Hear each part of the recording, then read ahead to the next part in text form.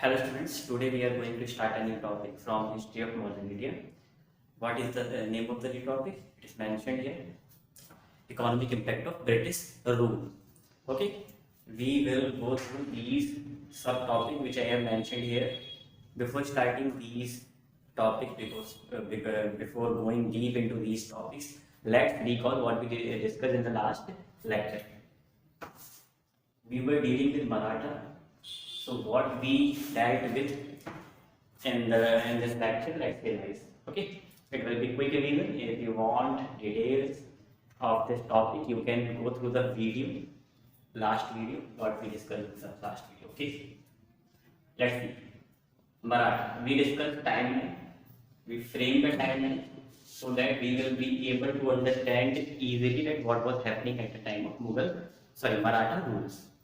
Then we discussed structure of Maratha, administrative structure, economic structure, and military structure. Then we discussed third battle of Panipat. Third battle of Panipat. We did not only discuss third battle of Panipat. We also discussed that what were the causes because of which third battle was fought, and what were the causes because of third battle of Panipat and other numerous battles were fought on the ground of Panipat only. We also discussed this. Okay. Moreover, we discussed Anglo-Maratha Wars.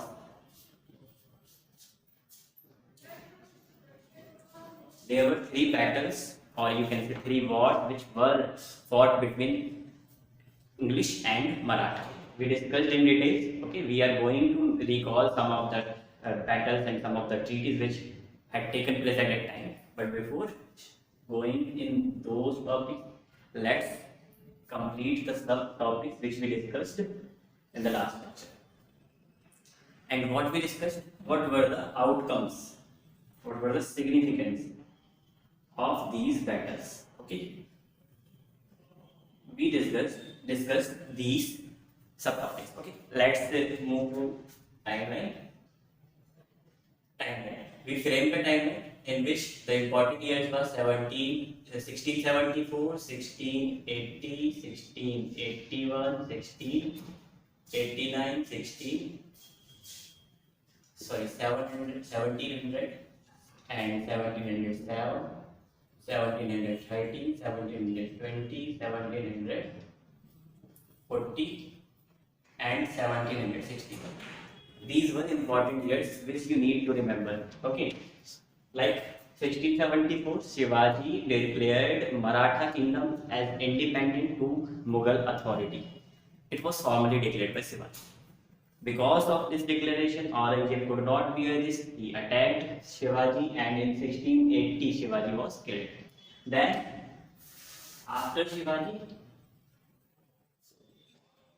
his elder son, Sambhaji,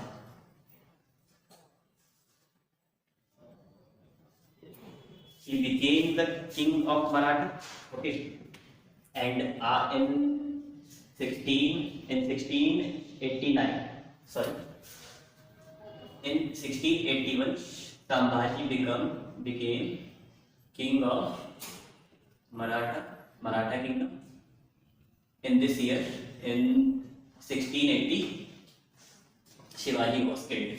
Okay, in 1689, Aurangzeb again attacked Sambhaji. He killed Sambhaji. He captured his son and his wife as hostage, and then his brother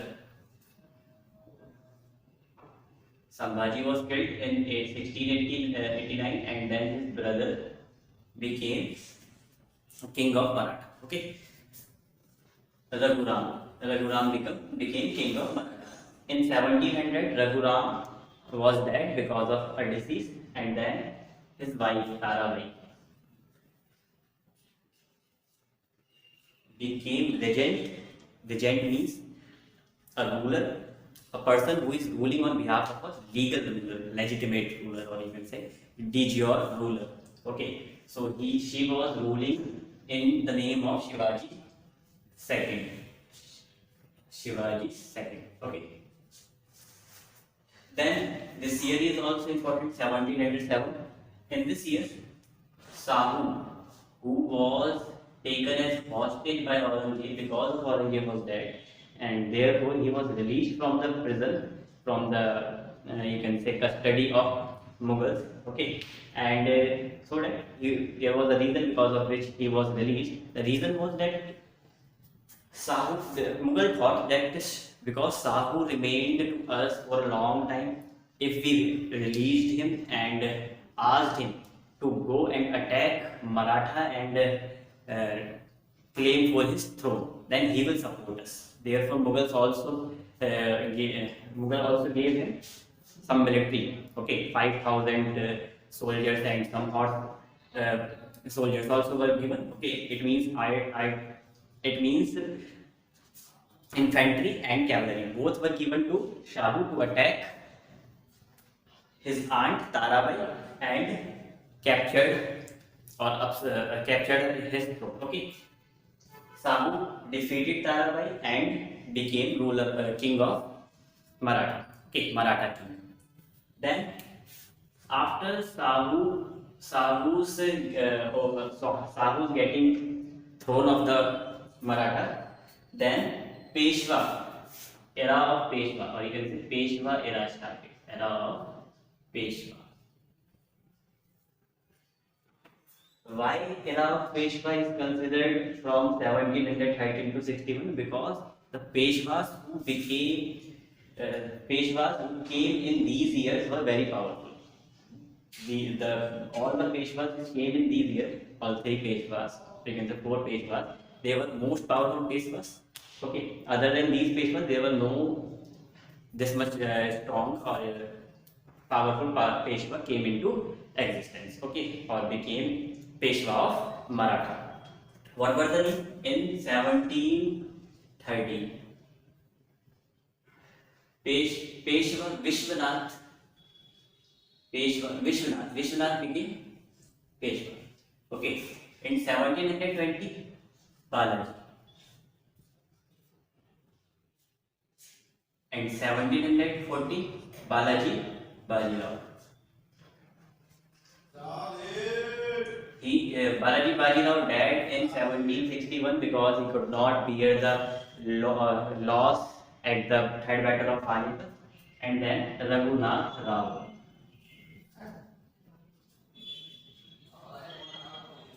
became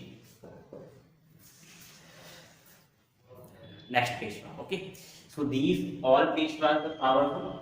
Raghunath Rao was not that much powerful, but he can be also considered as powerful. Okay, so these three Peshwas were most powerful Peshwas.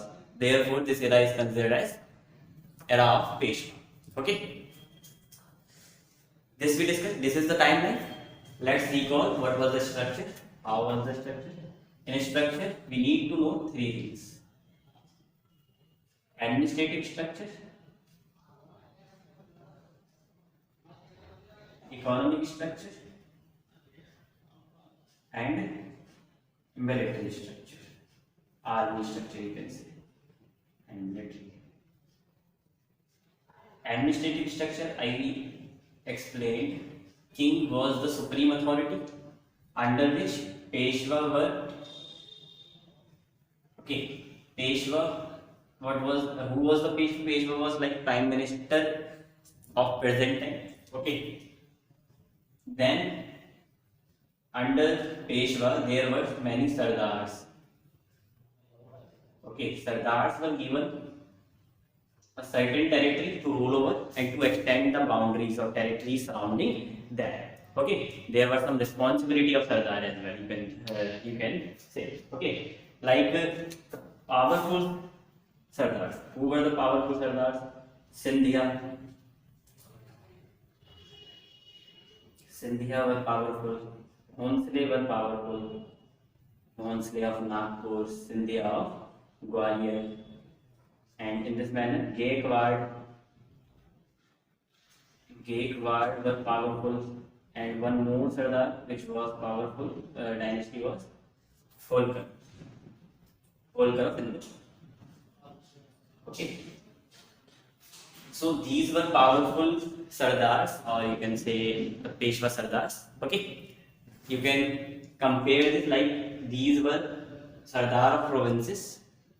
Peshwa was leader of these Sardar, these provinces, and king was the supreme authority. But when Peshwa era started, then Peshwa had the largest power. Okay, he was endowed with maximum power. Okay, it means sometimes it happens that Peshwa was superior to king.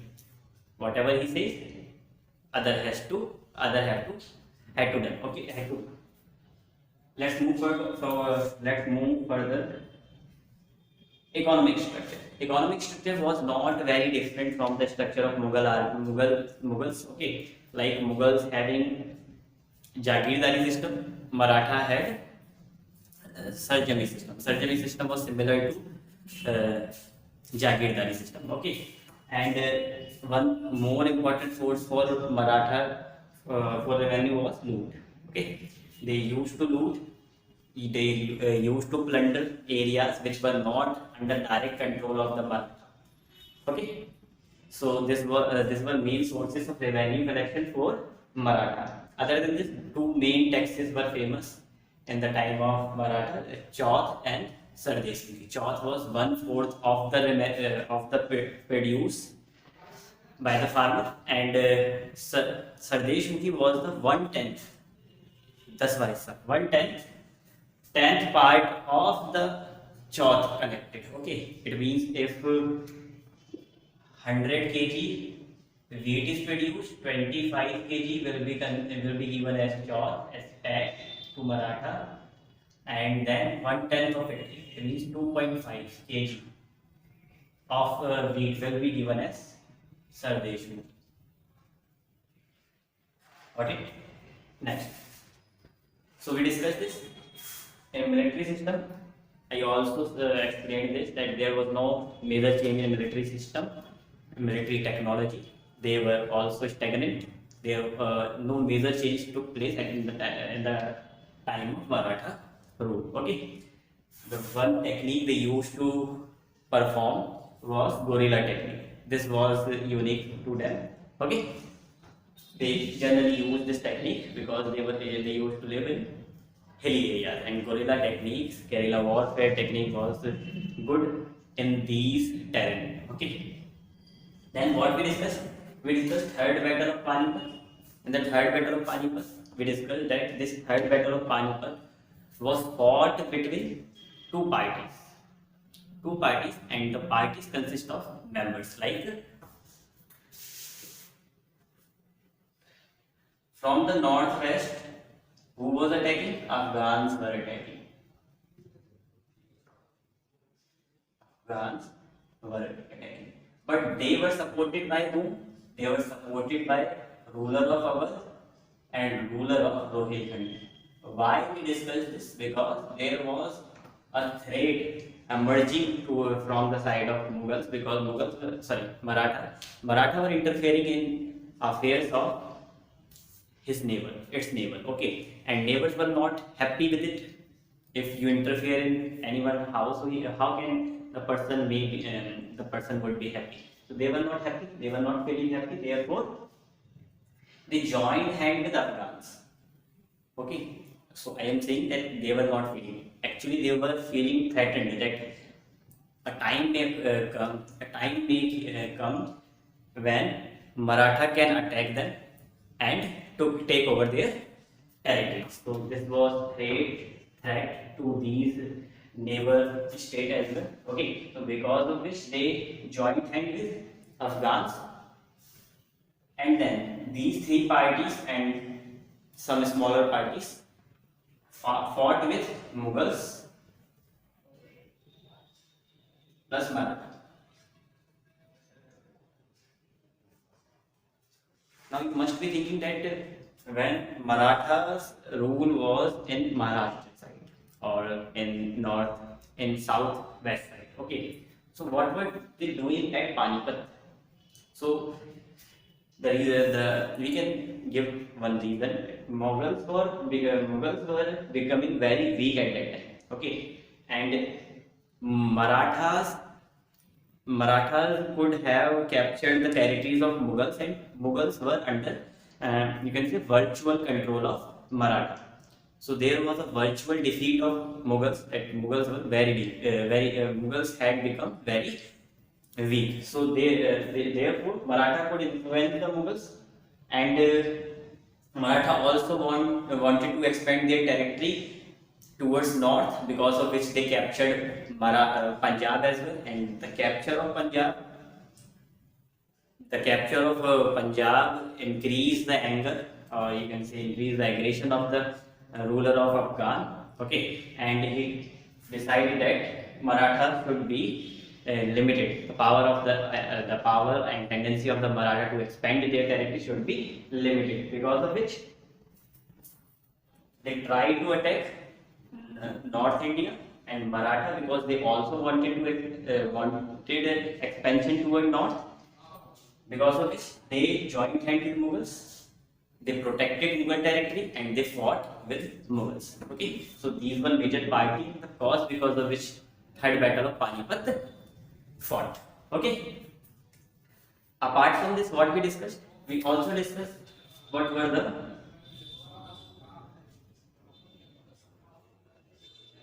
outcome outcomes. What were the outcomes of Third Battle of Panipat? When Third Battle of Panipat happened in 1761, Maratha were decisively defeated. Okay, it means they were totally defeated, completely defeated. There was no chance of survival. Okay, but after this battle, Maratha could recover its power. Okay, but not all the power. It had become weakened as before, but it could regain its power quite much. Okay, but it was clear after the Third Battle of Panipat that Maratha is not going to be the main Indian ruler. Okay, it means in the starting of Peshwa era started, Maratha were expanding their territory. Day by day. Okay, but after the Third Battle of Panipat, it was very clear that there is no further expansion is about to happen, and British got indirect benefits from this Third Battle of Panipat. They could know that what is the weakness, what are the weaknesses of Maratha, and the weaknesses helped British to capture Maratha territory as well, to defeat Maratha as well. Okay, so we discussed this. We discussed also what were the factors, what were the reasons, causes because of which Third Battle of Panipat fought at Panipat. So what were the reasons? The terrain of Panipat is very suitable for the warfare. It is plain, you can say it is grassland. It is an open plain grassland. So in grassland is a very good place for battle. Okay, this was the one reason. Second reason, Panipat was in the way to Delhi. Okay, if somebody is coming from northwest to capture Delhi, he must has to go through sorry, he must has to go through Panipat. Otherwise, he could not reach Delhi. This was the second reason. Okay. Aspirations of the northwest was to capture North Delhi because it was the central authority. If you want to capture North India, then you have to capture the authority, and the authority resided in Delhi. Therefore, they attacked Delhi, and when they were trying to attack Delhi, Panipat was in the middle of the road. So this was one more reason of the battle. Sorry. What was the next reason? A construction of Grand Trunk Road. Sher Shah Suri constructed Grand Trunk Road. Okay, Sher Shah Suri Road, which connected northwest to Delhi. So the route give path to all the invaders that this is the path where from which we can reach there. This was one more reason. And apart from this, what can be the more reasons? One reason can be that there at Panipat there were many manufacturers of weapons. Weapons were easily available in Panipat, so it was better place for getting weapons. So these were some factors because of which we can say third battle was fought at Panipat, and other numerous battles were fought at Panipat. Okay, and we also discussed what were the reasons because of which Maratha lost to Afghans. What were the reasons? Geographical factors. Marathas were good at guerrilla warfare, but guerrilla warfare tech cannot be applied in grassland terrain. Okay, it is very good at hilly terrain, but it is not suitable. The technique is not suitable to grassland area. Okay, this was the one reason. They were not good at artillery and warfare technique. This can be the other reason. They were who? Maratha were not very good. Okay, Mughal authority had become very weak. Therefore, Mughals could not give as much support as they could. Okay, this was one more reason because of which Maratha lost to Afghan. What could be more reasons? One reason can be there was factionalism. Factionalism in between Maratha Sardar. Sindhi and Holkar did not participate in the third battle of Panipat. Okay, so if your whole the territory, your whole public or your whole Sardars are not participating in the war, then how could they win the war? Okay, this was one more reason. One reason was neighbors did not support them because neighbors were hostile to them. They had enmity with Maratha. Therefore, they also did not support. One more reason, which was the most drastic reason for Maratha, was long route of supply. I explained you Panipat, Maharashtra.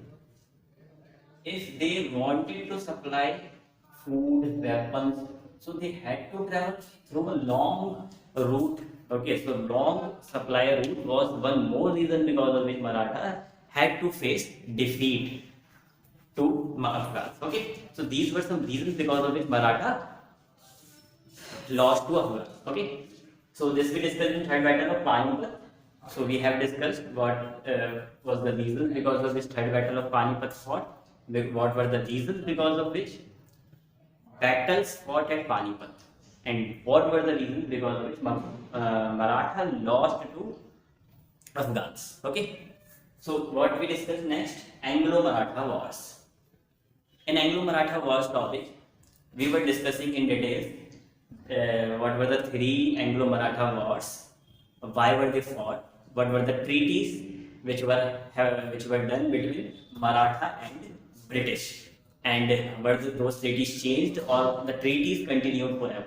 We also discussed this. So let's recall what were the main years in which these three battles were fought. Let me repeat.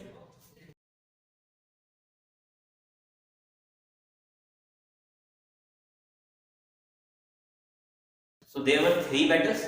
First Anglo-Maratha War, second Anglo-Maratha War, third Anglo-Maratha War. What were the years? It was from 1775 to 80 to 17, not 17, 1800 to 1805, 1817 to 1819. So these were three main battles which were fought between English and Maratha. This is the first battle. The reason was appeal. Who appealed? Madhav Rao. Who appealed? Madhav Rao. I made a mistake. In 1761, not Raghunath Rao. It was not Raghunath Rao who became the next Peshwa, but it was Madhav Rao. Okay, it was Madhav Rao who became the next Peshwa in 1761. Okay, after death of Madhav Rao, Raghunath Rao, who was the brother of Madhav Rao. Raghunath Rao tried to become next Peshwa, but other Maratha Sardars were not happy with this. Therefore, Raghunath Rao had to go in the refuge of British, where to Bombay Presidency. Always connect things, okay, with years. Like if I am discussing this year, why I am discussing this year, years are not important for UPSC purpose, as everybody says. But if you know the years, then you are able to connect that what is the relationship between the two situations, two wars or two states. Like in this year, till this year, if you know that Bengal has been captured through Battle of Plassey and through Battle of Buxar. Okay, and in this lecture we are also going to discuss that how British Parliament is going to hold control over British East India Company. Okay, so you will be able to connect all the things if you remember these years, these main years, not all the years, but few years like this. So between these years, what happened? Raghunath Rao went to Bombay Presidency. Here also British were leaving for taking help to become Peshwa. Okay, but Bombay Presidency, what did say? You have to have a treaty with us. Otherwise, we are not going to support you. Okay, you have to cede to the territories of Telford and Basie. Then we will help you. We will provide you a force, military troop, and you can attack. You can attack the kingdoms. You can attack the people who are opposing you to become next Peshwa. Okay. So here a treaty has been done. Treaty of Surat. Then one treaty more. Treaty of Purandar. Then treaty of Vadgaon, and then treaty of Salabai. Salabai was the final treaty which was had in 1782 and which is declared 20 years of peace. Okay, after 20 years they again fought. But what was the reason? British were not directly interfering in the affairs of Maratha, but Maratha tried to get help from British, because of which they could enter in the internal affairs of Maratha. Okay, so first Anglo-Maratha battle fought in this year. Okay, and as I explained, four treaties during this war happened. This war was not continuous during these all years, but several times they fought, and all the times is classified between these years. Okay. So what was the reason because of the fought? You can go to the last lecture, go through the last lecture and learn in detail. Okay, get the detail. Let's see. Second battle of Panipat. Why this was fought? When Bajirao II went to British, because the other Sardars were not all were denying to have Bajirao as their Peshwa. So Bajirao went to British, asked for help. British helped, and British defeated the other Maratha Sardars, and Bajirao was made as Peshwa. Okay, so again a treaty was made. So this happened, but Bajirao II was not happy with the treaty. So he again attacked. He joined all the Maratha. Okay, he could join all the Maratha Sardars and try to attack British. Okay, not try to attack, but he was planning to attack. One thing more was happening.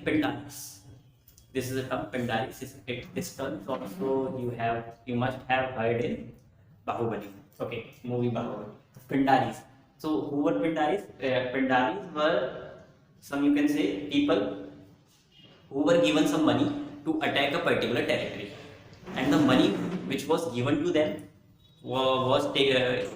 given to them by Maratha. It was not clear. It is not formally said that Maratha directly gave them money to attack territories. But British thought that Pindaris are supported by Maratha, and because of which they are attacking to our people. So this is danger to us. So what did British do at that time? They declared that Bajirao II is supporting Pindaris. Therefore, British attacked them, defeated them, and Peshwaship was abolished. This happened in these wars. You can go to the last video and have details. Okay.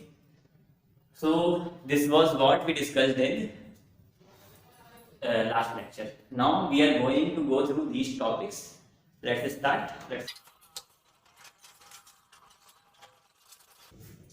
चलो अब देखते हैं हमें क्या देखना है इस lecture में। Economic impact of British India. British India का इकोनॉमिक इम्पैक्ट क्या पड़ा इंडिया पर, ब्रिटिश रूल का इकोनॉमिक इम्पैक्ट क्या पड़ा इंडिया पर, क्या देखना है? Economic impact of British rule on India. Okay, पहले समझ लेते हैं इस बात को और उसके बाद आगे मूव करते हैं।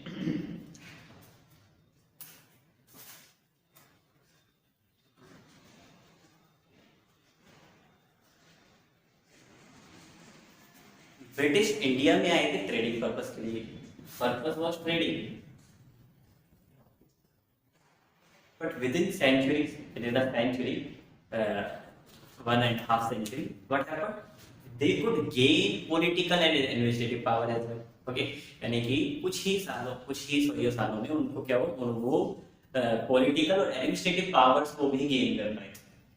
और जब उन्होंने पॉलिटिकल और एडमिनिस्ट्रेटिव पावर गेन करी, इकोनॉमिक पावर गेन करी, तो फिर इंडिया पर क्या पड़ने लगा? इकोनॉमिक इम्पैक्ट पड़ने लगा। तो क्या इकोनॉमिक इम्पैक्ट पड़ा, कैसे पड़ा, ये हम इस लेक्चर में और कुछ और आने वाले लेक्चर्स में समझेंगे। ओके, तो सबसे पहले हम एक बात समझने वाले हैं, क्या ब्रिटिश ईस्ट इंडिया कंपनी ही हमेशा इंडिया पर रूल करती रही या नहीं? तो इसका जवाब है नहीं। ब्रिटिश ईस्ट इंडिया कंपनी कुछ सालों तक, कुछ मतलब 1 सेंचुरी तक लगभग मान सकते हैं, वो डायरेक्टली इंडिया पर रूल कर रही थी। ओके, लेकिन जब ब्रिटिश पार्लियामेंट में बात का पता लगा कि ब्रिटिश ईस्ट इंडिया कंपनी को हमने चार्टर देकर ट्रेडिंग करने के लिए भेजा था, अब उसके पास a lot of political and administrative powers आ चुकी हैं। ये पावर्स इतनी ज़्यादा थी और तो ब्रिटिश को लगा कि ये एक अच्छी अपॉर्चुनिटी रहेगी, ये मतलब कि एक गुड अपॉर्चुनिटी रहेगी कि ब्रिटिश ईस्ट इंडिया कंपनी को अपने कंट्रोल में लिया, क्योंकि उनकी प्रॉफिट्स बहुत ज़्यादा है। ब्रिटिश ईस्ट इंडिया कंपनी को डायरेक्टली वहाँ से रेवेन्यू कलेक्ट होना। अब इतनी बड़ी कंपनी, कोई भी गवर्नमेंट क्यों उसे बिना इंटरफेरेंस के छोड़ेगी? तो ब्रिटिश पार्लियामेंट ने भी यही सोचा कि British East India company is a good source of revenue, और अगर यहाँ पर ये परफॉर्म सही से नहीं करती है तो ब्रिटेन को एक डायरेक्ट लॉस का सामना करना पड़ेगा। ओके, लेकिन ये इतनी बड़ी पावर बनी कैसे? ब्रिटिश ईस्ट इंडिया कंपनी, इसके पास पॉलिटिकल और एडमिनिस्ट्रेटिव पावर्स आई कहाँ से? तो इसका जवाब आपको मिलता है बैटल ऑफ प्लासी और बैटल ऑफ बक्सर। ठीक है, यानी कि जब बैटल ऑफ प्लासी हुई तो उनको दीवानी राइट्स मिल गए थे। मतलब कि ब्रिटिश ईस्ट इंडिया कंपनी ने शाह आलम सेकंड से क्या ले लिया था? रेवेन्यू राइट, दीवानी राइट तो रेवेन्यू कलेक्शन के बंगाल से राइट ले लिए थे। फिर जब बैटल ऑफ बक्सर हुआ तो दीवानी राइट भी ले लिए उन्होंने, पॉलिटिकल पावर्स भी आ गए उनके पास। ओके, लेकिन वो रूल डायरेक्टली नहीं कर रहे थे, वो इनडायरेक्टली रूल कर रहे थे। British East India company indirectly rule कैसे कर रहे थे? उन्होंने कहा हम सारा रेवेन्यू कलेक्ट करेंगे, ठीक है, और जो जिम्मेदारी है यानी कि रेवेन्यू हम कलेक्ट करेंगे और मिलिट्री मेंटेन करने की जिम्मेदारी है, कोई डेवलपमेंट फंक्शन परफॉर्म करने की जिम्मेदारी ये किसकी रहेगी? ये जिम्मेदारी रहेगी जो रूलर है बंगाल के, यानी कि क्या नाम था? I am not getting the name, so ruler of the Bengal जो है उसकी जिम्मेदारी रहेगी रूल, मतलब कि रूल करने, यानी कि rule by ruler but profit और gain by British East India Company. ठीक है, तो ये डुअल गवर्नमेंट का कॉन्सेप्ट उन्होंने इंट्रोड्यूस करा 1765 में, और ये 1772 तक कंटिन्यू रहा। ठीक है, तो मीर कासिम, सॉरी याद आ गया, मीर कासिम को उन्होंने क्या बना दिया, रूलर बना दिया, और कहा कि 1765 से 1772 तक ये कंटिन्यू रहा डुअल गवर्नमेंट का कॉन्सेप्ट। इस कॉन्सेप्ट में क्या था, all the responsibilities and duties must be performed by the ruler and all the profits and gains will be had by company. This was the concept of dual government, यानी कि कोई जिम्मेदारी नहीं, सारा प्रॉफिट किनको मिलेगा, ब्रिटिश इंडिया कंपनी को, सारी जिम्मेदारी, कोई अथॉरिटी नहीं। ऐसा कह सकते हैं हम सिंपल शब्दों में, no authority all responsibility and all authority no responsibility. तो किस पे ये इसको मैं लिख देता हूँ, नो अथॉरिटी, किसके पास अथॉरिटी नहीं थी, रूलर्स के पास, लेकिन सारी रिस्पॉन्सिबिलिटी, मिलिट्री मेंटेन करो, डेवलपमेंट फंक्शन करो, सारी रिस्पॉन्सिबिलिटी किनको मिली हुई थी, रूलर को। नो रिस्पॉन्सिबिलिटी,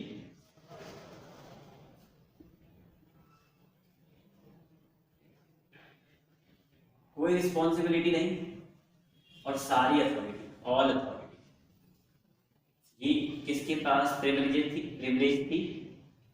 ये प्रिविलेज थी ब्रिटिश के पास, ब्रिटिश ईस्ट इंडिया कंपनी के पास। मतलब इस अथॉरिटी का, इस डुअल गवर्नमेंट के कॉन्सेप्ट का जो प्राइवेट ट्रेडर थे ईस्ट इंडिया कंपनी के, उन्होंने बहुत ज्यादा फायदा उठाया। ओके, कंपनी लगातार लॉस में जाती, कंपनी वाज लूजिंग, और इंडिविजुअल्स, प्राइवेट मेंबर्स जो थे, वो मतलब जो मेंबर्स थे कंपनी के, वो प्राइवेट ट्रेड के थ्रू प्रॉस्पर होते जा रहे थे। ओके, कंपनी की सिचुएशन इतनी खराब हो गई कि कंपनी को ब्रिटेन से लोन की डिमांड करनी पड़ी, लोन की रिक्वेस्ट करनी पड़ी। जब ब्रिटिश पार्लियामेंट को ऐसा पता लगता है कि ब्रिटिश ईस्ट इंडिया कंपनी जो भी प्रॉस्पेरस थी, अब वो जो है वो लगातार लॉस में जा रही है, तो ये लॉस में जाने की वजह से ब्रिटिश पार्लियामेंट को ख्याल आया, चलो एक लॉ बनाया जाए, एक एक्ट बनाया जाए जिसके जरिए ब्रिटिश ईस्ट इंडिया कंपनी को रेगुलेट किया जाएगा। सिर्फ यही रीजन नहीं था कि हाँ लॉस में जा रही है, इस वजह से एक एक्ट लाया जाए जिससे कंपनी को रेगुलेट करा जा सके, कंट्रोल किया जा सके। इसके अलावा जो ब्रिटिश मतलब प्राइवेट ट्रेड करने वाले लोग थे, वो प्रेस जो शो कर रहा था, ब्रिटिश ईस्ट इंडिया कंपनी में करप्शन बढ़ता जा रहा है। ओके, इसके अलावा कंपनी जो है वो मेजर सोर्स ऑफ, मतलब एक बड़ी big administrative and political power बन चुकी थी, जिसकी वजह से ब्रिटिश पार्लियामेंट को लगा कि this large private company can not take control over this much large area and this is the responsibility of the British parliament to regulate this large company. Okay, there are more reasons, like British East India company जो है उसके पास privilege special right था, charter था उसके पास, जो कि issue करा था क्वीन एलिजाबेथ ने, कि जो मतलब कि ईस्ट इंडिया कंपनी है वो अलोन ट्रेड करने जा सकती है इंडिया में, और कोई नहीं आएगा। ठीक है, इंडिया पे ट्रेड करने का राइट किसका है, sole right British East India company. बात क्लियर? तो मैंने आपको क्या बताया, 1772 तक डुअल गवर्नमेंट कंटिन्यू रही, लेकिन इस टाइम तक कंपनी लॉसेस में थी, कंपनी के मेंबर्स के बीच में करप्शन बढ़ता जा रहा था, कंपनी एक लार्ज पॉलिटिकल एंटिटी बन चुकी थी, पॉलिटिकल एंड एडमिनिस्ट्रेटिव एंटिटी बन चुकी थी। इसके अलावा बंगाल में फेमाइन भी आया था, आई गेस 1769 में। इतना बड़ा फेमाइन है, बहुत सारे लोग मारे गए। जब ब्रिटिश ईस्ट इंडिया कंपनी से पूछा गया तो उसके पास जवाब नहीं था, जिसकी वजह से भी ब्रिटिश ईस्ट इंडिया कंपनी का ध्यान, ब्रिटिश पार्लियामेंट का ध्यान इस तरफ ले गया कि ब्रिटिश ईस्ट इंडिया कंपनी को रेगुलेट करा जाए। तो रेगुलेट कैसे किया जाए, अब रेगुलेट करा कैसे जाता है, एक एक्ट बनाकर, कुछ रूल्स बनाकर। और ब्रिटिश ईस्ट इंडिया कंपनी ने भी क्या करा, एक रूल बनाया। ओके, एक मिनट, ये स्टार्टेड है नहीं है,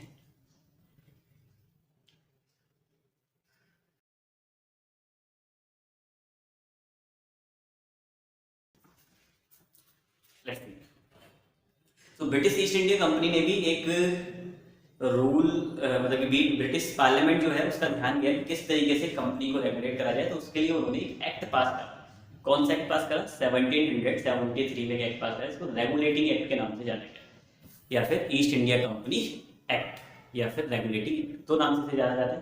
ओके, सो कब पास करा गया था? 1773, एक रेगुलेटिंग एक्ट, मैंने यहाँ मेंशन कर रखा है 1773 में रेगुलेटिंग एक्ट, लेकिन ये फेल हो गया।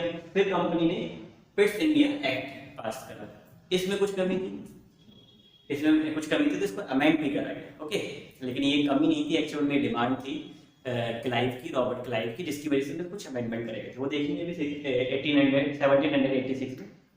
इसके अलावा फिर एक नया चार्टर एक्ट पास हुआ। चार्टर एक्ट किस लिए पास होता है? स्पेशल राइट देने के लिए। किसको दिया गया स्पेशल राइट? कंपनी को। क्या कि अभी भी आपके पास प्रिविलेज है कि आप ही क्या कर सकते हैं, company could do any kind of business, any kind of trade activities in India as well as in China. Okay, this was the privilege given to company alone. No other member of the other citizen or member of the Britain could trade in India. This was the sole privilege. ये एक मतलब अकेला privilege था, अकेला विशेष अधिकार था किसके पास? Company के पास। बात क्लियर?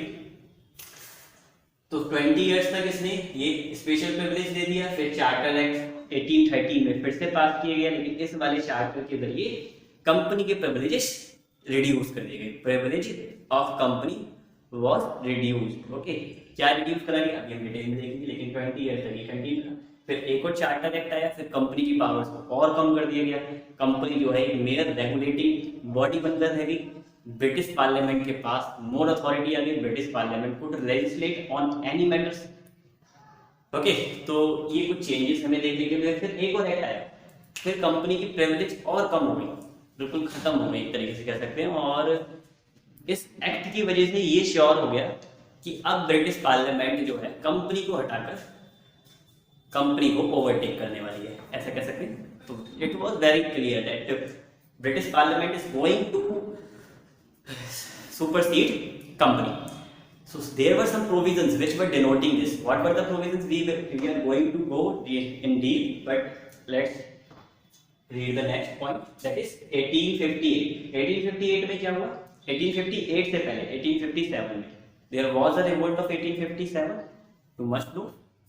Okay, उस रिवोल्ट के बाद ब्रिटिश ईस्ट इंडिया कंपनी की जितनी भी वीकनेस थी वो सामने आ चुकी थी, और ब्रिटिश पार्लियामेंट के पास एक गुड ऑप्शन था, अपॉर्चुनिटी थी कि अब ब्रिटिश ईस्ट इंडिया कंपनी को रिमूव कर डायरेक्ट कंट्रोल दिया जाए। ओके, तो इसके लिए government of India act of 1858 पास करा गया, और हम इनकी डिटेल्स में भी जाने वाले हैं। ठीक है, तो वन बाय वन चलते हैं। पहले कुछ प्रीलिम्स फैक्ट देख लेते हैं, जो प्रीलिम्स में कुछ क्वेश्चंस इन पार्ट से बन सकती है। जैसे तो जो सबसे सिंपल क्वेश्चन है वो ये, first governor of Bengal, Bengal का फर्स्ट गवर्नर कौन था? तो आप इसमें नाम लिखिए इसका, Cornwallis. Cornwallis was first governor of Bengal. अगर आपसे पूछे first governor general of Bengal, तो आप किसका नाम लिखिए? Warren Hastings. वॉरेन हेस्टिंग्स ये first governor general of Bengal. Okay, यानी कि ये कब बना था? 1772। ओके, और ये तो था ही 1757 से। Governor of Bengal, governor general of Bengal Warren Hastings था 1772 में। रेगुलेटिंग एक्ट से पहले इसको गवर्नर जनरल बनाया गया। फिर 1833 से गवर्नर जनरल ऑफ बंगाल को रिप्लेस कर गवर्नर जनरल ऑफ इंडिया के नाम से जाने जाने लगा। फिर इसके बाद क्या हुआ? इसके बाद मतलब कि पहली बात ये जान लेते हैं, गवर्नर जनरल ऑफ इंडिया कौन था पहला? Bentinck, William Bentinck. Okay, William Bentinck was the first governor general of India. First governor general of India कौन है? William Bentinck. First governor general of Bengal कौन है? Warren Hastings and first governor of Bengal कौन है? हमारा कॉर्नवालिस। बात clear? तो ये आपको जरूर याद रखना है। और इसके अलावा 1758 में गवर्नर की पोस्ट ही खत्म हो चुकी थी, गवर्नर जनरल नाम का कोई पर्सन अब रहा ही नहीं, फिर वॉइस रॉय आ गया। कौन आ गया? वॉइस रॉय। तो फर्स्ट वॉइस रॉय कौन था? Lord Canning. Canning was the first voice Roy of India. Okay, तो बंगाल वगैरह में कोई वॉइस रॉय आया ही नहीं कभी, first voice Roy of India बन गया कैनिंग। बात क्लियर? क्योंकि गवर्नर जनरल भी था बंगाल का, तो बाद में से क्या बना लिया? वाइस रॉय ऑफ इंडिया बना दिया। बात क्लियर? तो ये प्रीलिम्स फैक्ट हो गए। इसके अलावा देखते हैं क्या देखना। इसके अलावा अब हम एक एक करके इन एक्ट के प्रोविजंस पढ़ते हैं और देखते हैं किस तरीके से ब्रिटिश ईस्ट इंडिया कंपनी को ब्रिटिश पार्लियामेंट ओवर रूल करती है, ठीक है, और सब्स्टिट्यूट करती है, सुपरसीड करती है। देखते हैं।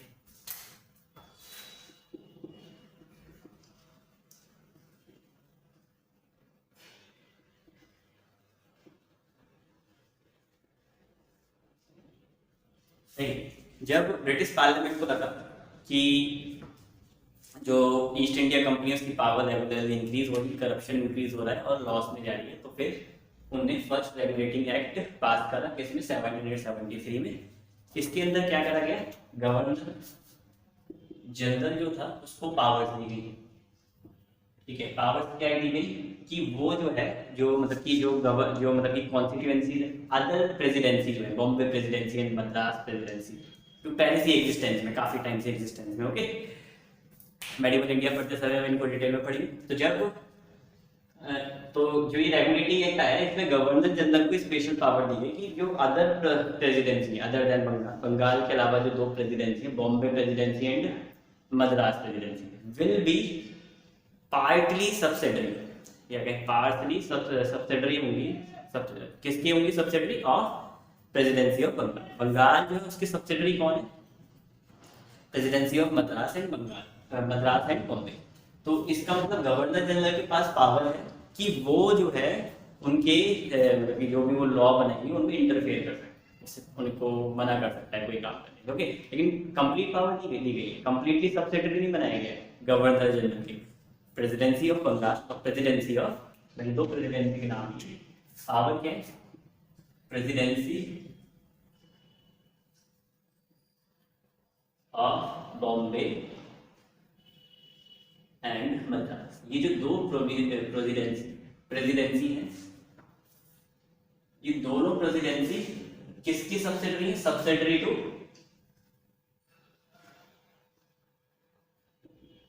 Governor, but not completely. They are not completely subsidiary, but it was mentioned that they were subsidiary. ठीक है, तो यहाँ पे कंफ्यूजन नजर आ रही है आपको? कब पास हुए? 1773 में। अभी मैंने आपको बता रहा था 1775 में जब first Anglo Maratha war start हुआ, उस टाइम पर रघुनाथ राव को रिफ्यूज देने के लिए विलियम बेंटिंक ने, सॉरी वॉरेन हेस्टिंग ने क्या करा? मना करा, उसको रिफ्यूज ना दी जाए। ओके, यानी कि बंगाल प्रेसिडेंसी से ऑर्डर था गवर्नर जनरल का कि उसको रिफ्यूज ना दी गई, लेकिन बॉम्बे प्रेसिडेंसी ने इसको क्या कर दिया? डिसकम्प्लाई कर दिया। ओके, और क्यों कर पाई ऐसा? क्योंकि कंप्लीट पावर गवर्नर जनरल के पास अभी नहीं थी। यानी कि जो रेगुलेटिंग एक्ट आया, इसने गवर्नर जनरल को बंगाल के अदर प्रेसिडेंसी के ऊपर, जो ये बॉम्बे और मद्रास प्रेसिडेंसी, इस पर कंप्लीट पावर नहीं दी गई है। ओके, इसके अलावा एक board of control, court of directors, ये बोर्ड ऑफ डायरेक्टर्स की तरह है कंपनी की। इनको एक रिस्पॉन्सिबिलिटी दी गई, कोर्ट ऑफ डायरेक्टर्स को क्या रिस्पॉन्सिबिलिटी दी गई कि ये कंपनी से के मिलिट्री अफेयर्स, एडमिनिस्ट्रेटिव अफेयर्स और इकोनॉमिक अफेयर्स से related all the correspondence submit करेंगे ब्रिटिश पार्लियामेंट को। रिस्पॉन्सिबिलिटी क्या थी? सबमिशन की रिस्पॉन्सिबिलिटी थी। सबमिशन किसका? करस्पॉन्डेंस का, जो भी दस्तावेज हैं, डॉक्यूमेंट्स हैं, किसका करस्पॉन्डेंस? किसके दस्तावेज? Administrative, economic and military affairs के रिगार्डिंग करस्पॉन्डेंस जितने भी हैं वो सब सबमिट कहाँ करेंगे, ब्रिटिश पार्लियामेंट को। लेकिन गवर्नर जनरल ने तो इनको दे दिए कोर्ट ऑफ डायरेक्टर्स को, जो कि लंदन में कोर्ट ऑफ डायरेक्टर्स जो है, हाँ सॉरी, तो कोर्ट ऑफ डायरेक्टर्स कहाँ है, लंदन में। कोर्ट ऑफ डायरेक्टर्स को गवर्नर जनरल ने डॉक्यूमेंट दे दी, लेकिन ये डिले करते थे ब्रिटिश पार्लियामेंट में डॉक्यूमेंट देने में, ठीक है। डिले की वजह से क्या होता था, जो कंपनी है ईस्ट इंडिया कंपनी, उस पर प्रॉपर तरीके से कंट्रोल नहीं कर पाते थे ब्रिटिश पार्लियामेंट, ओके, क्योंकि प्राइवेट इंडिविजुअल्स हैं इसमें सारे, और ये भी प्राइवेट इंडिविजुअल है गवर्नर जनरल, जो कहाँ से इलेक्ट हुआ है, बोर्ड ऑफ डायरेक्टर ऑफ या फिर court of directors of the company में से उसको इलेक्ट करा गया, ओके। इसमें एक प्रोविजन और था, क्या प्रोविजन था, गवर्नर जनरल जो है will be assisted by 4 council members, 4 member of council, यानी कि इसको 4 मेंबर काउंसिल दी गई जो इसको असिस्ट करेंगे लॉज वगैरह बनाने में, डिसीजन लेने में, ओके। लेकिन जब भी कोई वोटिंग होगी तो governor general can not participate in voting other than there is a tie, यानी कि जब तक टाई नहीं होता, यानी कि दो कुछ कह रहे हैं, दो कुछ कह रहे हैं, गवर्नर जनरल वोट नहीं दे सकता। और ऐसी सिचुएशन में जब वोट दिया जाता है, टाई की सिचुएशन में जब एक पर्सन वोट देता है तो उसे हम कहते हैं कास्टिंग वोट। तो हम एक लाइन में कैसे बोल सकते हैं, governor general was given casting vote और power of casting vote through regulating act of 1773। But जब कास्टिंग वोट की उसे पावर दी जा रही है, लेकिन वो मेन पार्टिसिपेट नहीं कर पा रहा है, वीटो पावर उसके पास नहीं है, तो मेनली डिसीजन नहीं ले पाएगा, ओके।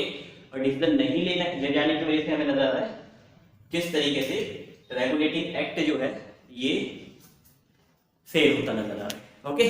तो ये इसके प्रोविजन थे। इसके अलावा क्या हुआ, first supreme court, first SC supreme court Calcutta पर एस्टेब्लिश करा गया, कलकत्ता नॉट कोलकाता, ओके, कलकत्ता में क्या करा गया, फर्स्ट सुप्रीम कोर्ट एस्टेब्लिश करा गया, जिसकी फर्स्ट जज एलिया नाम कर एलिया अजीहा, तो इस तरीके का कुछ नाम था, नाम मुझे याद नहीं आ रहा है, ओके। तो इस तरीके का नाम था जिसके जरिए क्या करा गया, फर्स्ट एससी यानी फर्स्ट सुप्रीम कोर्ट कलकत्ता में एस्टेब्लिश करके वहां पे कुछ जज बना दिया, ठीक है। किसके थ्रू बनाया गया, ये रेगुलेटिंग एक्ट ऑफ 1773 उसके जरिए बनाया गया, ये बात आपको याद रखनी है। इसके अलावा इसके मतलब ये कुछ प्रोविजंस थे, लेकिन ये फेल्ड हो गया, इसने कोई भी कंपनी का प्रिविलेज नहीं लिया है, वापस नहीं लिया, जो भी इसके विशेष अधिकार थे वो इस कंपनी के पास अभी भी हैं। लेकिन कमी मेन क्या है इसमें, गवर्नर जनरल के पास वीटो पावर नहीं है। कमी क्या है इसमें, complete subjudication of presidency of Bombay and Madras नहीं, कंप्लीटली सब्सिडरी नहीं बनाया गया है प्रेसिडेंसी ऑफ बंगाल और मद्रास को, किसके, सॉरी बॉम्बे एंड मद्रास, बॉम्बे और मद्रास प्रेसिडेंसी जो है कंप्लीटली सब्सिडरी नहीं बनाया गया, किसके, बंगाल के गवर्नर जनरल की, जिसकी वजह से they are also executing their power, Bombay presidency and Madras presidency are also executing their powers, and because of which there is a problem in regulations, proper regulations of the affairs of all the British working in India, okay. So these were some provisions, but this act failed in regulating, failed to regulate, okay, ये बात आपको mainly याद रखनी है। इसके अलावा एक amendment act पास हुआ 1781, अमेंडिंग एक्ट के नाम से जानेंगे, अमेंडिंग एक्ट ऑफ 1781। तो जो अमेंडिंग एक्ट था इसने सिर्फ जुडिशियल स्ट्रक्चर में अमेंडमेंट करे और कोई अमेंडमेंट नहीं है, तो इसलिए एक्ट फेल था पहले भी, अभी भी ये क्या रहा, फेल रहा, act had been a failure, बात क्लियर। इसके बाद एक नया एक्ट आया जिसने मेनली स्ट्रक्चर्स पर अटैक, 1784 में पिट्स इंडिया एक्ट आया, Pitt's India act mainly structure पर फोकस करता है, स्ट्रक्चर को अफेक्ट करता है, more regulation on the companies are being imposed at that time, यानी ज्यादा से ज्यादा उस पर रेस्ट्रिक्शन इम्पोज की जा रही थी उस टाइम पे, किसके जरिए, पिट्स इंडिया एक्ट के जरिए। तो ये एक्ट के प्रोविजंस क्या थे, पहली बात, गवर्नर जनरल अभी भी गवर्नर जनरल ऑफ बंगाल है, ठीक है, गवर्नर जनरल को अब 3 मेंबर काउंसिल दी गई। अब ये वोटिंग राइट रहता है गवर्नर जनरल, 3 मेंबर काउंसिल दी गई। ये मेंबर काउंसिल कर क्या रही है 3 मेंबर काउंसिल? एक्चुअल में board court of control, court of directors या फिर बोर्ड ऑफ डायरेक्टर्स, जो कंपनी के प्राइवेट मेंबर्स हैं, ओके, उनमें से 3 मेंबर्स हैं किसको असिस्ट करने के लिए? गवर्नर जनरल को असिस्ट करने के लिए। किसने? पॉलिसी फॉर्मुलेशन, ठीक है। पहले कितने थे? 4, अब कितने कर दिए? 3, एक एक्सक्लूड कर दिया गया। अब ये भी वोट डाल सकता है गवर्नर जनरल, बात ये, लेकिन वीटो अभी नहीं दी गई है। वीटो पावर, वीटो पावर क्या होती है? अगर गवर्नर जनरल ने कह दिया नो, इट मींस नो, ठीक है। तो अभी गवर्नर जनरल के पास कंप्लीट वीटो पावर नहीं, लेकिन 3 मेंबर काउंसिल उसको असिस्ट कर रही है और वो वोट डाल सकते हैं। इसके अलावा इसी एक्ट के अंदर क्या हुआ, जो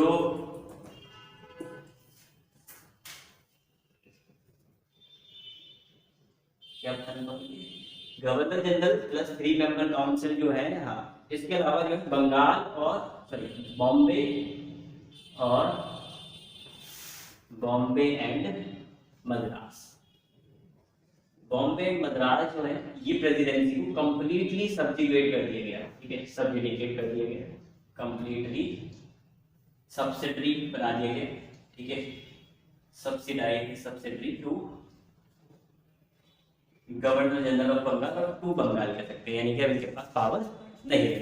अब आपको थोड़ा बहुत रीजन भी समझ आ रहा होगा ऐसा क्यों करा जा रहा है। ऐसा जो एंग्लो मराठा वॉर हुआ है उस टाइम पर जो ये कंट्रोल में प्रॉब्लम क्रिएट कर रहे हैं, उसी बात को ध्यान में रखते हुए क्या करा गया होगा, ये एक्ट लाया गया होगा, उसमें एक प्रोविजन ऐड करा गया होगा। ओके, आगे देखते हैं। इसके अलावा अब जो है मतलब कि ब्रिटिश पार्लियामेंट जो है वो एक कोर्ट ऑफ डायरेक्टर बनाती है, कोर्ट ऑफ कंट्रोल बनाती है, sorry director of board of control बनाती है, बोर्ड ऑफ कंट्रोल इसको एस्टेब्लिश करती है। बोर्ड ऑफ कंट्रोल में कितने मेंबर्स थे? बोर्ड ऑफ कंट्रोल में 6 मेंबर्स। कितने मेंबर्स थे? 6 मेंबर्स थे, जिसमें से 4 मेंबर्स प्राइवेट काउंसिल से आते थे और जिसमें से 2 मेंबर्स कहां से आते थे? 2 मेंबर्स कैबिनेट के मेंबर्स को लेते थे, मेंबर्स ऑफ कैबिनेट के मेंबर्स वही प्राइवेट काउंसिल से लेते थे। प्राइवेट काउंसिल एक सुप्रीम बॉडी है, जो supreme judicial body Britain, okay, इससे ज्यादा सुप्रीम बॉडी। तो प्राइवेट काउंसिल के 4 मेंबर, 2 मेंबर कैबिनेट से, 6 मेंबर्स का एक बोर्ड ऑफ कंट्रोल बनाया गया, जो डायरेक्टली कंट्रोल ओवर किस पर करेगा? कोर्ट ऑफ डायरेक्टर पर, जिसमें कितने मेंबर्स होते थे 24 मेंबर्स हुआ करते थे। कोर्ट ऑफ डायरेक्टर एक गवर्नर जनरल अपॉइंट करते हैं, जो कि असिस्टेड बाय 3 काउंसिल मेंबर्स, यानी जो 3 काउंसिल मेंबर्स हैं वो उसको असिस्ट करेंगे। बात क्लियर? ये भी इसका प्रोविजन था। बात क्लियर? गवर्नर जनरल कोई भी पॉलिसी बना सकता है, एरी काउंसिल ऑफ मेंबर्स बस उन्हें सपोर्ट करना चाहिए, ठीक है, इसके पास वीटो पावर भी नहीं। इसके अलावा कोर्ट ऑफ डायरेक्टर्स को उनको इन्फॉर्म करना पड़ेगा कि हम क्या कर रहे हैं। Court of directors board of director करेंगे। बोर्ड ऑफ डायरेक्टर में पहले से ही कैबिनेट मेंबर्स हैं, यानी कि ब्रिटिश पार्लियामेंट के मेंबर्स इन्वॉल्व हैं, जिसकी वजह से ब्रिटिश पार्लियामेंट को डायरेक्टली इंफॉर्मेशन जल्दी रिसीव हो रही है। बात क्लियर? ठीक है, तो ये एक एडमिनिस्ट्रेटिव स्ट्रक्चर, मतलब कि एक स्ट्रक्चर तैयार करा गया किस एक्ट के जरिए? ब्रिटिश इंडिया एक्ट के जरिए स्ट्रक्चर तैयार किया गया। इसके अलावा क्या होगा देखते हैं आगे।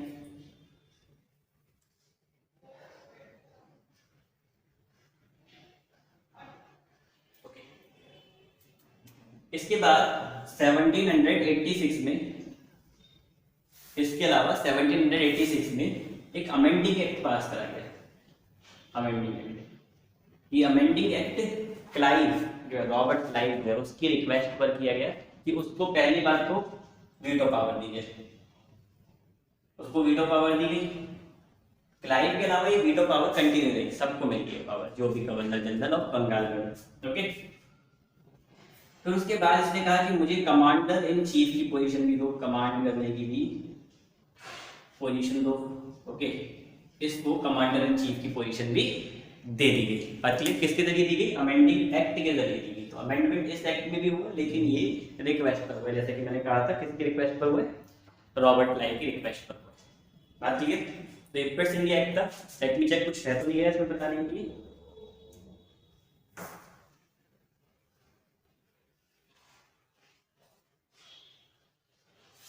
ओके, एक बात है कि अब जो ब्रिटिश ईस्ट इंडिया कंपनी के पोजीशन में, ब्रिटिश ईस्ट इंडिया कंपनी के पोजीशन में जितनी भी टेरिटरीज थी वो डिक्लेयर कर ली गई, वो पोजीशन ऑफ ब्रिटिश पार्लियामेंट है। ब्रिटिश पार्लियामेंट के पोजीशन में इंडिपेंडेंट इंडियन टेरिटरीज। बात क्लियर? ये एक प्रोविजन और था इसमें। क्या प्रोविजन बताया मैंने? टेरिटरीज अंडर कंट्रोल जो है, यानी कि ब्रिटिश ईस्ट इंडिया कंपनी की टेरिटरीज कंट्रोल जो है, ये पोजीशन है किसका? Position of British.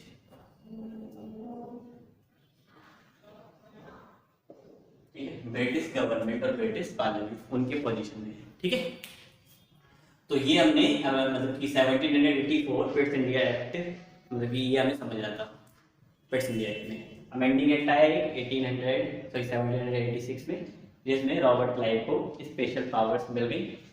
ओके, इसके बाद आगे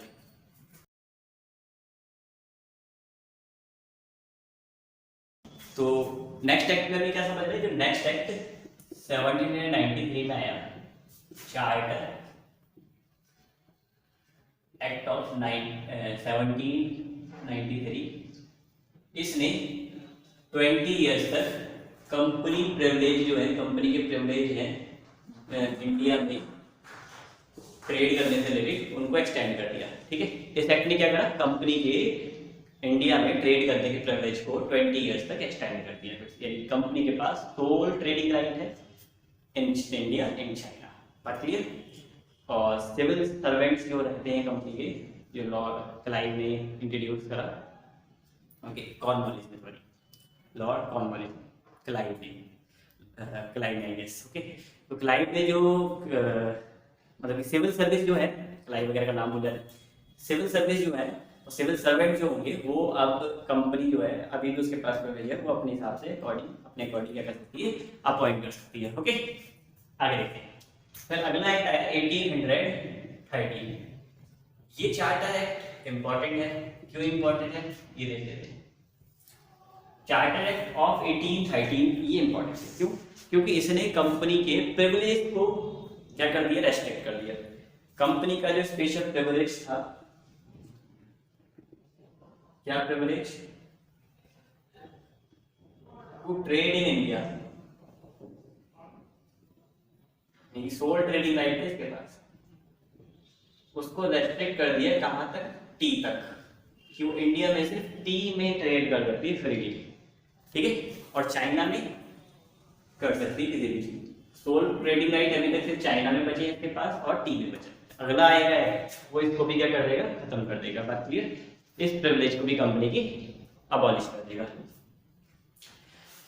इसके अलावा इसमें प्रोविजन करा गया कि 1 लाख फॉर एजुकेशन, कि कंपनी जो है वो 1 लाख इंडियन एजुकेशन के लिए कंट्रीब्यूट करेगी। यानी कि फर्स्ट स्टेप ब्रिटिश ने लिया ताकि वो एजुकेट कर सके इंडियंस को। रीजन क्या है एजुकेट करने का? अब British East India company extend होती जा रही है, सारे ब्रिटिशर्स को इंडिया में आएंगे नहीं, तो फिर उनको इंडियंस को एजुकेट करा जाए ताकि वो पोस्ट जो है subsidiary post in British East India company है उनको ओवरटेक कर सके। ठीक है, बस इसलिए इनको इंडियन को एजुकेट करा जाए। लेकिन ये 1 lakh rupee for long period of time could not implemented. Okay, क्यों? क्योंकि there was a fight, there was a conflict between, sorry video was disconnected, let's start where we stop. 1 lakh rupee, 1 lakh rupee was appropriated for the education, but this amount could not be invested. Why this amount could not be invested for a long time? Because there was a conflict between two type of person, Englist and Orientalist. Englist wanted that Indians should be educated in Western cultures and in English language, but Orientalists who were well skilled in the culture and language of India, they thought that Indians should be introduced to their cultures, their Hindu laws and their practices, and this should be taught in Hindi language as well. Okay, so these were the conflicts between Orientalist and Englist, because of which this amount could not be invested for a long time of period. Okay, so what was the thing, what could have been the thinking behind this investment? I think I have explained this, but because of disconnection I forgot. So one reason could have been this, that British East India Company thought that let's apply a up to down approach. It means British East India Company will educate some people, some Indians, and then those Indians will educate further, and those Indians will educate further and further. Okay, so all will be educated if some Indians are educated. Okay, so this might be the thinking of the British East Indian Company, because of which 1 lakh rupee on education was invested. Apart from this, what was the other reason because of this investment? British East India Company was lacking people who could have worked in the company, because all the members, all the citizens of Britain could not come in India to work. So they were in a need, they were lacuna of the employees. So they thought that let's invest something so that we can get return for this. Okay. What more happened through this Charter Act? Board of control की power बढ़ी. Okay, इस act के जरिए board of control की power increase कर रही है. Board of control क्या है? बोर्ड ऑफ कंट्रोल जिसमें ब्रिटिश पार्लियामेंट से 2 मेंबर, कैबिनेट के मेंबर्स और प्राइवेट काउंसिल के 4 मेंबर्स शामिल थे. अभी जैसा कि हमने कुछ देर पहले डिस्कस करा, इसकी पावर इंक्रीज करी. और इसके अंडर यानी कि कहा गया कि अब जो भी ब्रिटिश पार्लियामेंट, मतलब कि बंगाल, मराठा और बंगाल, बॉम्बे एंड मद्रास, ये जो भी लॉज बनाएंगे वो अंडर ब्रिटिश पार्लियामेंट ही बना सकते हैं, उसके अप्रूवल के बिना नहीं बना सकते. Powers was reduced, powers of law making powers was brought under control of board of control. ठीक है, किस प्रोविजन के जरिए? Under provisions of charter act 1830. Apart from this, what were other provisions? One provision was Christian missionary.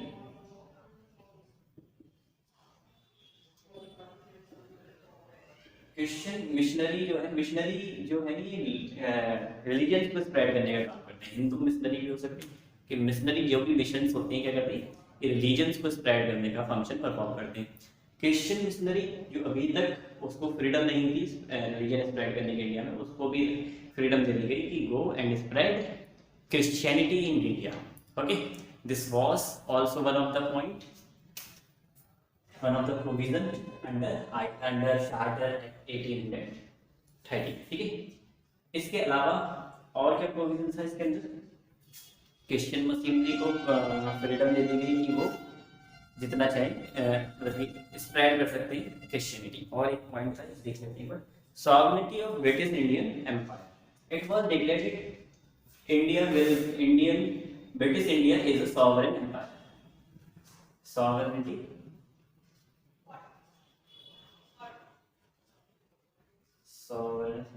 sovereignty of British Indian Empire.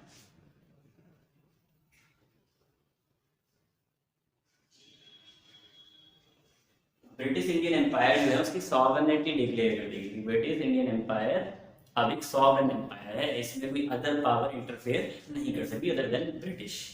British it means are the ultimate holder of India. Above them there is no other body as a state. Clear? Okay. So these were some important provisions under Charter Act of 1830. But one thing which is to be focused: privilege, monopoly. You can say monopoly means single right to trade in India, not India. Trade in India in tea and in China has not been taken away. But by passing another act, Charter Act of 1833,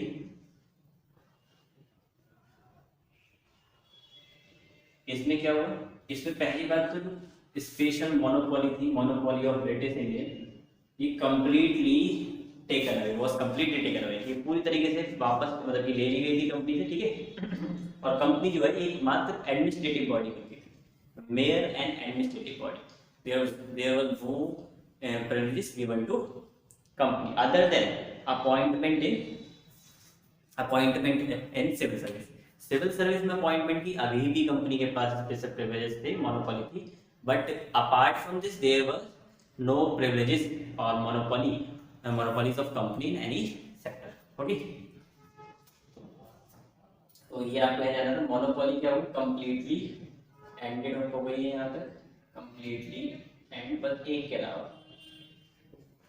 और मैंने आपको बताया civil service में appointment. Okay, तो अभी भी company क्या enjoy कर रही है, enjoyed monopoly in appointment, monopoly in civil service, monopoly in civil service। Civil service में अभी भी क्या है, कंपनी की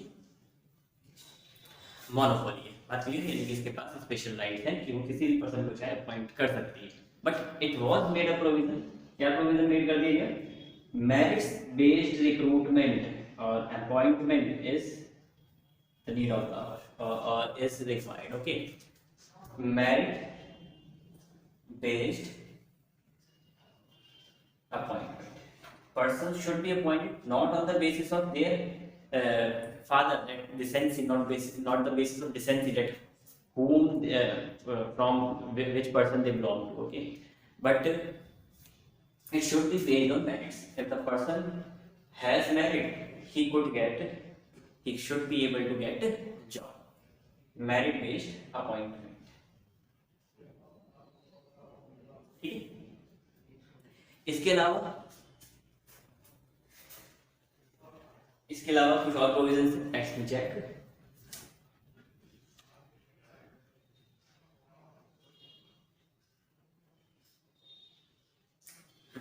एक प्रोविजन रह गया इसके अलावा, प्रोविजन क्या है, वो प्रोविजन है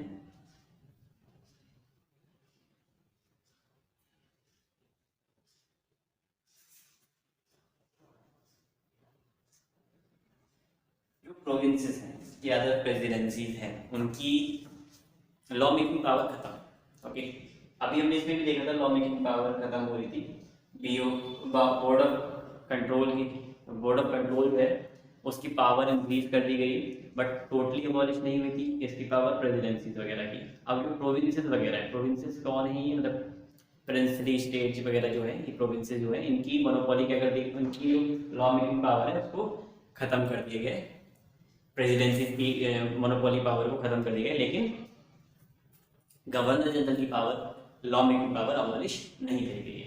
but one more thing has been done, one more thing है, गवर्नर जनरल की पावर को अबॉलिश नहीं करी गई है, लेकिन गवर्नर जनरल को पहले 3 काउंसिल ऑफ मेंबर दिए गए थे, अब उसमें एक लॉ मेंबर और जोड़ दिए गए, one law member had been added to assist law making. Okay, so this was these are the provisions under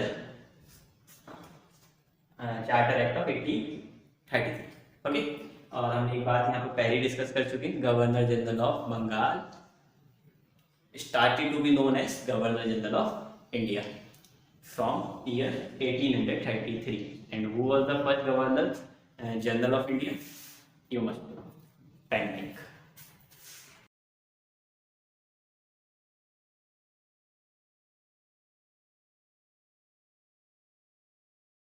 1853 charter act of 1853 जब आया तो कंपनी से अब सिविल सर्विस में जो उसकी मोनोपोली थी, अपॉइंटमेंट इन सिविल सर्विस, वो भी टेकन अवे कर दी गई। ठीक है, it was also taken away.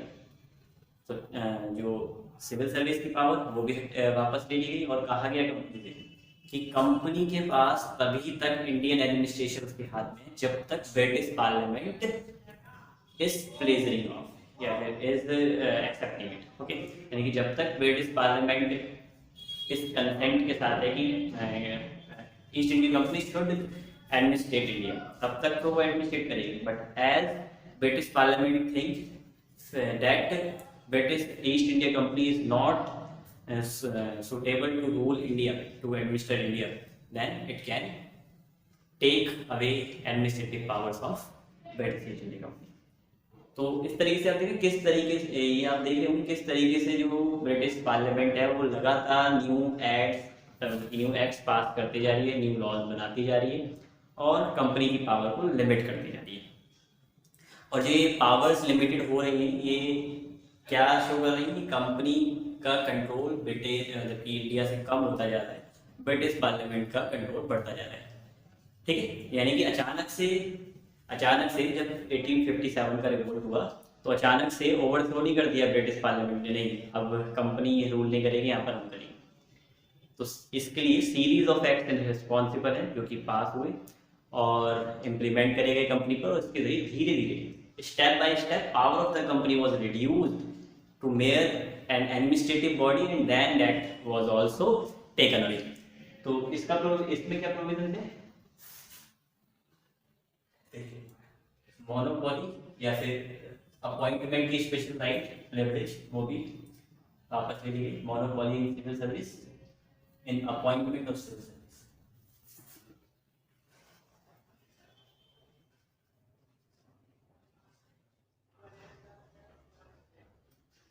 It was also taken away. Was taken away. Civil service जो है ओपन हो गई सभी के लिए, civil service open for all Britishers, ये बात आपको याद रखनी, ऑल ब्रिटिश। अभी Indian civil service act pass नहीं हुआ है, अभी तक इंडियंस को परमिशन नहीं है कि वो सिविल सर्विस में जॉब कर सके। ओके, तो अभी सिविल सर्विस ओपन हो गई टू ऑल ब्रिटिशर्स, ये बात इंपॉर्टेंट है यहाँ पर। इसने सभी पीपल को राइट नहीं दिया है सिविल सर्विस में जाने का, या इंडियंस को राइट नहीं दिया, सिर्फ ब्रिटिशर्स को राइट दिया है कि सारे इंटरेस्ट ले सकते हैं। अब कंपनी की यहाँ पर मोनोपोली नहीं रहेगी अपॉइंटमेंट में, कि वो जनरली क्या करते थे, सिविल सर्वेंट उसका सन सिविल सर्वेंट बन जाएगा, लेकिन अब ऐसा नहीं होगा, राजा का बेटा राजा नहीं बनेगा। चलो देखिए, अब कंपनी ने क्या करा, मतलब कि ब्रिटिश पार्लियामेंट ने क्या करा, open examination, open civil service examination ये कंडक्ट करना शुरू कर दिया, civil service examination of India conduct कराना शुरू कर दिया। ओके, यहाँ तक मेरे ख्याल से बात समझ आ गई कि एग्जामिनेशन क्लियर करेगा जो भी ब्रिटिश है वो कंपनी में सिविल सर्वेंट की जॉब कर सकता है। ओके, इसके अलावा जो मैंने भी बात की ब्रिटिश पार्लियामेंट ने बात डिक्लेयर कर दी, company is administrating India till British parliament is allowing it. Okay, यानी जब तक अलाउ कर रही है ब्रिटिश पार्लियामेंट तब तक वो गवर्न करेगी। जैसे ही pleasure of parliament, British parliament क्या होता है, ये ओवर हो जाता है, is over, then administrative authority from the company will be taken away.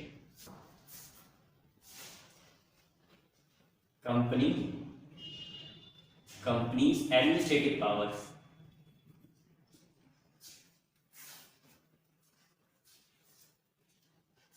will remain to it till pleasure of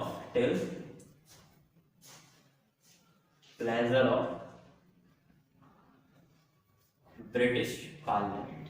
okay, so ये भी एक प्रोविजन था। ये प्रोविजन इंपॉर्टेंट क्यों, क्योंकि इसी की वजह से 1857 में जो रिवॉल्ट हुआ उसके बाद ब्रिटिश पार्लियामेंट क्या कर पाई, कंपनी की सारी पावर्स को टेकन अवे कर डायरेक्ट क्राउन का रूल अप्लाई कर पाई। बात ठीक है, इसलिए ये इंपॉर्टेंट है।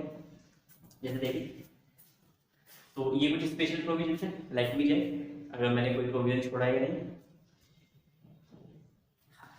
एक प्रोविजन है क्या, प्रोविजन क्या है, 6 एडिशनल मेंबर्स वर एडेड। ये 6 नए मेंबर्स को ऐड करा गया किसके अंदर, काउंसिल के अंदर। काउंसिल क्या काम करती है, काउंसिल एडवाइजरी का काम करती है। किसके एडवाइजरी का काम करती है, गवर्नर जनरल। किस चीज के लिए, गवर्नर जनरल को एडवाइस करती है लॉ मेकिंग के लिए, पॉलिसी मेकिंग के लिए, डिसीजन लेने के लिए। बात है क्या इसमें गवर्नर जनरल के पास कोई स्पेशल पावर है, यस, वीटो पावर है। ओके, तो 6 मेंबर्स वर एडेड, यानी कि पहले 4 हो चुके थे मेंबर्स, पहले 3 फिर एक लॉ मेंबर जोड़ा गया, 4 हो गए टोटल, और अब 6 और जोड़ दिए गए, तो टोटल कितने हो गए, 10 मेंबर्स हो गए। यहाँ तक बात क्लियर है, ठीक है। उसके बाद 1857 का रिवॉल्ट हुआ, रिवॉल्ट का परिणाम है 1858 का एक्ट। कौन सा एक्ट, चार्टर एक्ट नहीं, क्योंकि अब कंपनी की प्रिविलेजेस को रेगुलेट नहीं करना है, प्रिविलेजेस को कम ज़्यादा नहीं करना है, बल्कि अब गवर्नमेंट की फॉर्म ही चेंज कर दे रही है, गवर्नमेंट ऑफ इंडिया एक्ट आया है।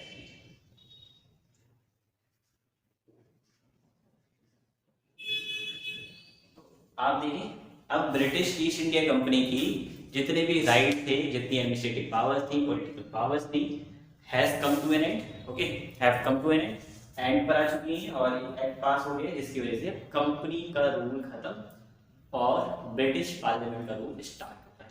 ठीक है, कंपनीज रूल एंड काफी टाइम तक कंपनी ने रूल करा, और ब्रिटिश पार्लियामेंट रूल या ब्रिटिश गवर्नमेंट या ब्रिटिश क्राउन रूल स्टार्ट।